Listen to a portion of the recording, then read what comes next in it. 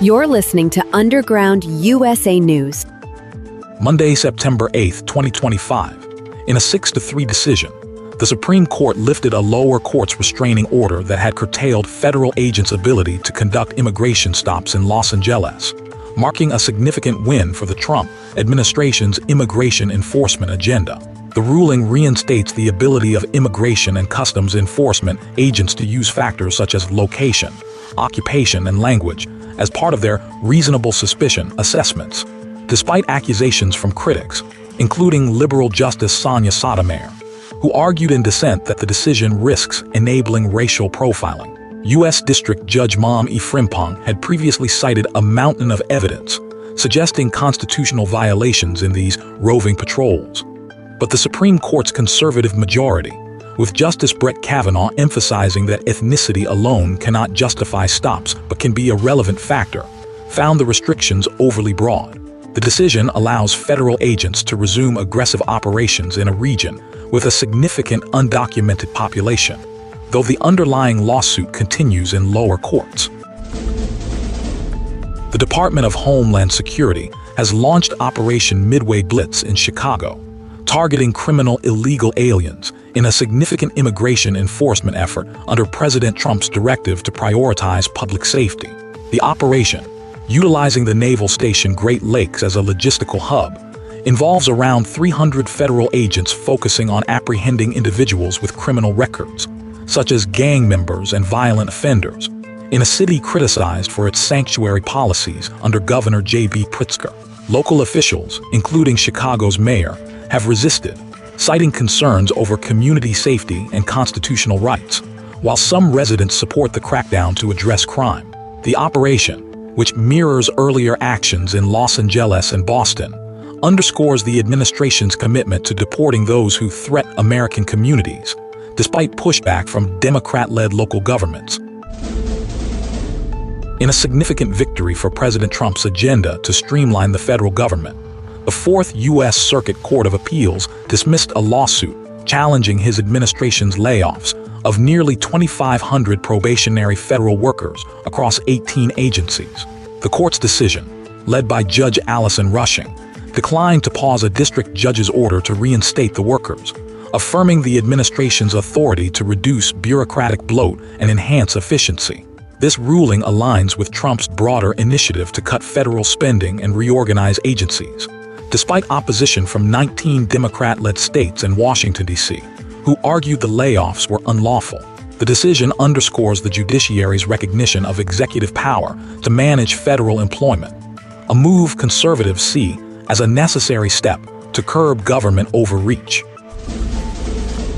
In a significant ruling, the U.S. Supreme Court, led by Chief Justice John Roberts, issued an administrative stay on September 8, allowing President Trump to temporarily remove Federal Trade Commission Commissioner Rebecca Slaughter, a Democrat, from her post.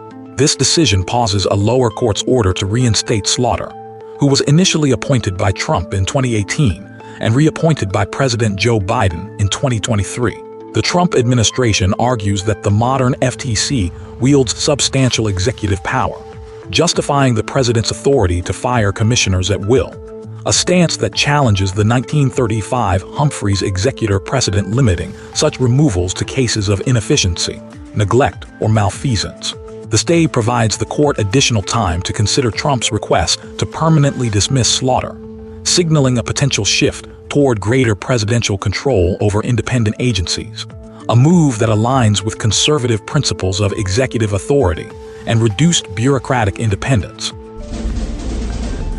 New York Attorney General Letitia James is under fire for allegedly committing mortgage fraud by misrepresenting her 5-unit Brooklyn apartment building as a single-family dwelling to secure a $200,000 credit line mortgage from Citizens Bank in 2021, saving thousands in commercial loan costs. This follows a pattern of questionable financial dealings, including a 1983 loan where she and her father posed as a married couple, and a 2011 HAMP loan obtained by underreporting her property's units. Critics argue that James, who prosecuted President Trump for similar financial misrepresentations, should face the same legal scrutiny she champions, with potential penalties including up to 30 years in prison under federal law. The allegations, detailed in investigative reports, raise concerns about her integrity as New York's top law enforcement officer. The Los Angeles Police Department has ceased providing security for former Vice President Kamala Harris at her Brentwood home, following significant backlash from taxpayers and the police union, who argued that diverting elite officers from crime suppression duties to protect a wealthy political figure was an unjustifiable use of public resources. The decision comes after President Trump refused to continue Harris's extended Secret Service protection, prompting temporary LAPD and California Highway Patrol coverage. Critics, including the Los Angeles Police Protective League, emphasized that Harris, described as a multimillionaire, could afford private security, especially as she prepares for a multi-city book tour. The move has sparked debate over the prioritization of public safety versus political favoritism, with many conservatives viewing it as a correction of misplaced government spending. In a significant move for financial markets, NASDAQ has filed a proposal with the SEC to allow trading of tokenized stocks and ETFs alongside traditional securities, leveraging blockchain technology to modernize equity trading. The September 8th filing seeks to amend rules to treat tokenized securities, digital representations of ownership recorded on a blockchain, as equivalent to traditional stocks, ensuring identical shareholder rights and execution priorities. This development, aligned with a more crypto-friendly regulatory environment under the Trump administration, aims to enhance liquidity, enable 24/7 trading, and support fractional ownership while maintaining robust investor protections. NASDAQ's initiative reflects a cautious yet forward-thinking approach to integrating innovative technology into America's capital markets, potentially setting a precedent for other exchanges. A recent survey reveals a growing disillusionment with capitalism among Americans on the left, with only 52% viewing it positively, down from 65% a decade ago, while 2/3 of Democrats now favor socialism, according to a YouGov poll. This shift reflects broader economic frustrations, with many citing rising costs, stagnant wages, and wealth inequality as reasons for skepticism toward free markets. Conversely, 74% of Republicans still support capitalism, underscoring a deepening ideological divide. Critics argue this trend signals a dangerous drift toward a desire for government overreach, threatening individual liberty and economic dynamism.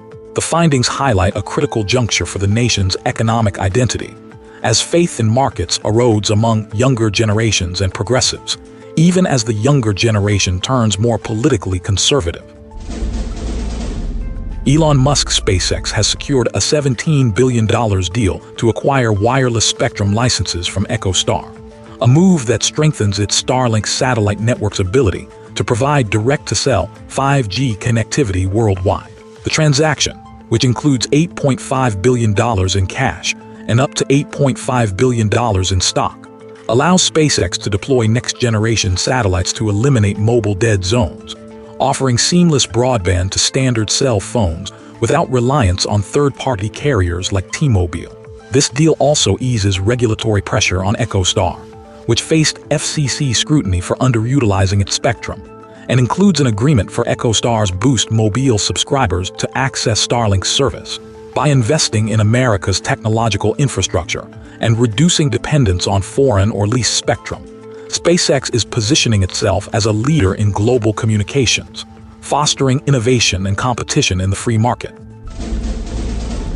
France faces yet another political crisis as the National Assembly voted 364 to 194 to oust Prime Minister François Bayrou, collapsing his minority government after just 9 months in office.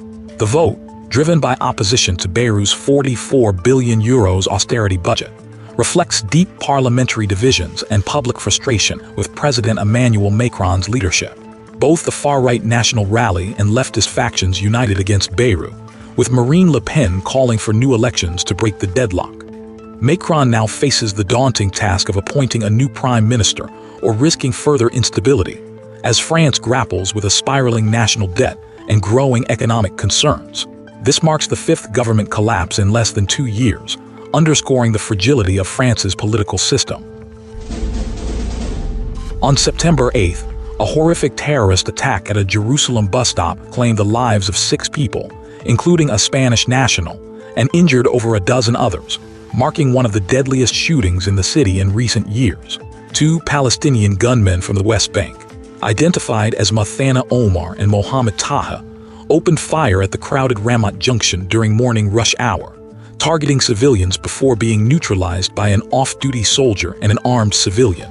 The attack, praised but not claimed by Hamas and Islamic Jihad, underscores the persistent threat of violence in the region amid heightened tensions and Israel's ongoing military operations in Gaza and the West Bank. Israeli Prime Minister Benjamin Netanyahu vowed to pursue those responsible, reflecting the nation's resolve to combat terrorism while facing international criticism and complex geopolitical dynamics. President Trump has announced plans to escalate sanctions against Russia in response to Moscow's largest aerial assault on Ukraine since the war began, a strike that killed at least 5, including an infant, and damaged Kyiv's government headquarters. The attack, involving over 800 drones and multiple missiles, has intensified Trump's frustration with the ongoing conflict, which he had hoped to resolve swiftly. Speaking on September 7th, Trump expressed dismay at the horrible waste of humanity and indicated readiness to move to a second phase of sanctions to pressure Russia into peace negotiations. Ukrainian President Volodymyr Zelensky has urged Western allies to increase economic pressure on Moscow, while Russian officials dismissed the threats as ineffective, signaling continued defiance. This development underscores Trump's commitment to a hardline stance against Russian aggression, prioritizing economic leverage to curb the Kremlin's war efforts. Venezuela has announced the deployment of 25,000 troops to its coastal regions to combat drug trafficking, a move that follows heightened U.S. military activity in the Caribbean aimed at disrupting narco-trafficking networks.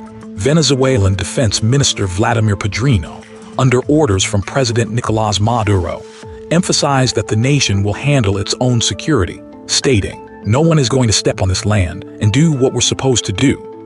This escalation comes after a U.S. strike on September 2nd killed 11 suspected members of the Tren de Aragua cartel off Venezuela's coast, prompting Maduro to bolster forces in key areas like Zulia, Falcón, Nueva Esparta, Sucre and Delta Amacuro.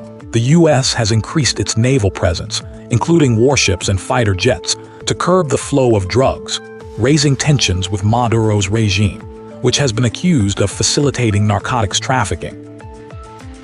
You're listening to Underground USA News.